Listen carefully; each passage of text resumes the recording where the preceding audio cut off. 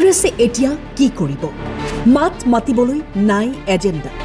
নামিছে এতিয়া মুখ্যমন্ত্ৰীৰ পত্নীৰ সেন্দুৰলৈ। আজি নতুনকৈ জ্বলাইছে ৰিণিকিয়ে বোলে সেন্দুৰ নলয়। ৰিণিকে এনেকৈ চুলিখিনি ফাক কৰি কোনোবাই চাইছে নেকি?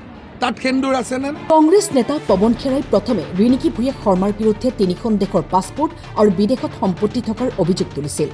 এআই আৰু ফটোশ্বপৰ সহায়ত ভুৱা আৰু জালিয়াতিৰে মিথ্যাচাৰৰ আশ্ৰয় লৈ অপপ্ৰচাৰ চলাই মুখ্যমন্ত্ৰী আৰু তেওঁৰ পৰিয়ালক টাৰ্গেট কৰি লৈছিল।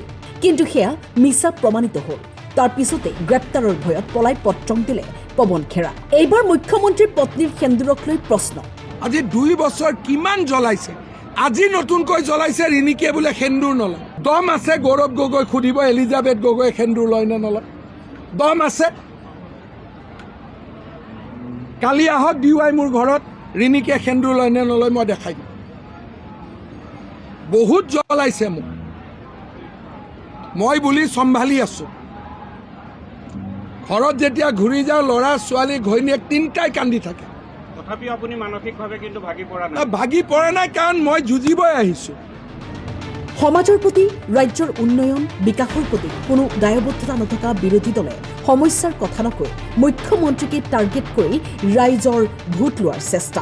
আৰু মই শপত খাম যে হে ভগৱান, মোৰ ল'ৰা মোৰ পত্নী কাৰোবাৰ যদি বাহিৰত এটাও প্ৰপাৰ্টি আছে 72 ঘণ্টাত আমাক মাৰি পেলোৱা। আৰু কিবা ক'ব লাগিব?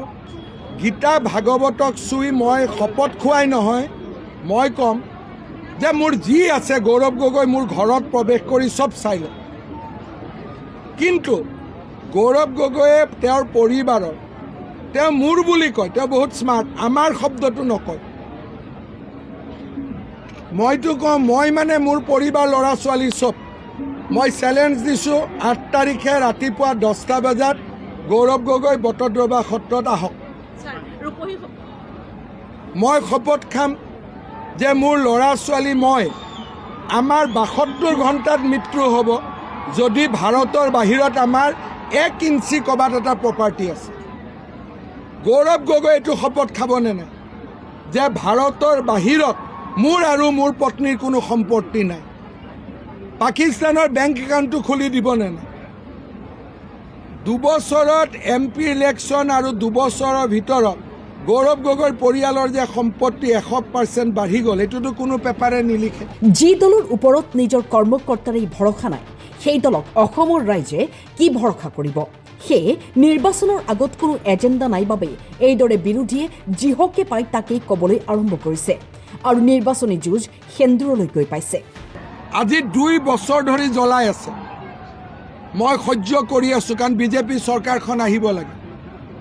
কিন্তু এতিয়াতো আৰু কালি 5টা বজাত কেম্পেইন চেছ। কালিৰ পৰা মুখখন মোৰ কোনে ৰাখিব? প্ৰত্যেকটো এইবিলাকৰ মালিকৰ প্ৰত্যেকটোৰে পঞ্জী মোৰ লগত আছে। কুস্তি পত্ৰিকা 30 বছৰ হৈ গ'লতো। ট্ৰাইবেল বেল্ট এণ্ড ব্লকততো মোৰ মাটি নাই। মইতো মানুহক পইচা খুজি হোৱাটছআপ নিদিওঁ। সেইকাৰণে এইবিলাক আৰু এটা ক'ত আছে, এইবিলাক কেনেকৈ এক্সপ'জ কৰিব লাগে মই জানো। কালি 5টা বজাৰ পিছত মোৰ মুখখন কোনে ধৰি ৰাখিব? মই মুখখন এইকাৰণে বন্ধ কৰি আছিলোঁ, ভাই বিজেপিখন আহক। কাৰণ বিজেপি আহিলে ল'ৰাই চাকৰি পাব, বিজেপি আহিলে টানেল হ'ব, বিজেপি আহিলে এলিভেটেড কৰিডৰ হ'ব। গতিকে ৰাইজে যদি অমৃত খাব লাগে কোনোবাই বিষ খাব লাগিব। সেইকাৰণে মই যোৱা 2টা বছৰ জানি শুনি বিষ খাই আছোঁ। মোৰ যদি ঘৈণীয়েক নহ'লহেঁতেন বিনা অপৰাধত, মোৰ যদি ল'ৰা ছোৱালী নহ'লহেঁতেন চুইচাইড কৰি পেলালেহেঁতেন। মোৰ ল'ৰা পঢ়ি আছে, না আগ জানে না পিছ জানে। লিখি দিলে তাৰ নামত 40টা কোম্পানী আছে। নামকেইটা কিয় নিদিয়? নামকেইটা কিয় নিদিয়? মোৰ ল'ৰাৰ নামত হোৱাটছআপ উলিয়াই দিলে, ছ'চিয়েল উলিয়াই বোলে সি বোলে ড্ৰাগছ খায়।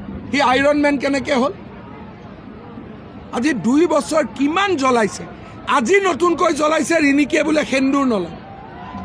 ৰিণিকে এনেকৈ চুলিখিনি ফাক কৰি কোনোবাই চাইছে নেকি? তাত সেন্দুৰ আছেনে নাই? এলিজাবেথে সেন্দুৰ লয়? আজি অলপ আগতে ডিৱাইয়ে মোক সুধিছে যে ৰিণিকী ভূঞাই বোলে সেন্দুৰ নলয়। দম আছে গৌৰৱ গগৈ সুধিব এলিজাবেথ গগৈ সেন্দুৰ লয় নে নলয় দম আছে কালি আহক ডিৱাই মোৰ ঘৰত ৰিণিকে সেন্দুৰ লয় নে নলয় মই দেখাই দিম বহুত জ্বলাইছে মোক মই বুলি চম্ভালি আছো